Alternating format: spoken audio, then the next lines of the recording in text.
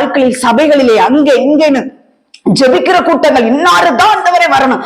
உங்களுடைய வீராப்புகளுக்கோ உங்களுடைய ஆசை இச்சைகளுக்கோ எவனாவது வந்தான்னா முடிஞ்சு நாடே கெட்டு குட்டிச்சவராய் போயிடும். அங்க சவுலை ராஜாவாக்கினதுக்காக தேவன் மனஸ்தாபப்பட்டார் என்று இருக்கிறது.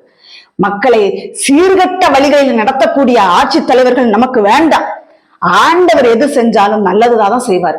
நம்ம ஆண்டவர்கிட்ட ஒப்பு கொடுப்போம். ஆண்டவரை உமக்கு பிரியமானவனை ஆட்சி பீடத்தில் அமரவையும் ஆண்டவரே என்று சொல்லி ஜெபம் பண்ணும் பொழுது கர்த்தர் தன் இருதயத்துக்கு ஏற்றவனே எங்க செய்வாரு? ஆட்சி பீடத்தில் அமர வைப்பாரு. நம்ம உபவாசம் இருந்து ஜெபம் பண்ண வேண்டாம்.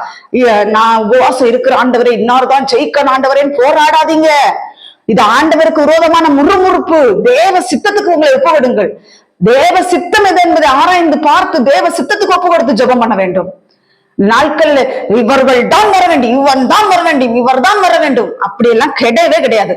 நீங்க உங்க ஆசை இச்சைகளுக்கு நீங்கள் ஓட்டு போடுவீர்கள் என்றால் அதுக்கப்புறம் நீங்க 1 சாமுவேல் 8ஆம் அதிகாரத்தை நீங்கள் வாசித்து பாருங்கள்.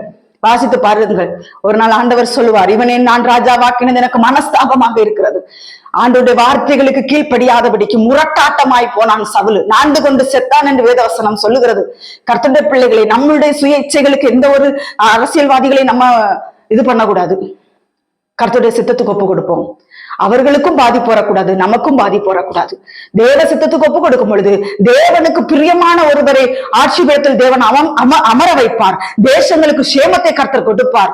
நம்ம இச்சைகளுக்கு நம்ம சுயலாபத்துக்காக நம்ம அப்படி செய்யக்கூடாது என்று வேதவசனம் சொல்லுகிறது. அவர்கள் உன்னை தள்ளவில்லை, நான் அவர்களை ஆளாதபடிக்கு என்னைத்தான் தள்ளினார்கள். தேவனை ஆள விடுங்க, தேவன் ஆள விடுங்க. தேவன் வைக்கிற மனிதன் கண்டிப்பாக தேசத்துக்கு நல்லதுதான் செய்வார்.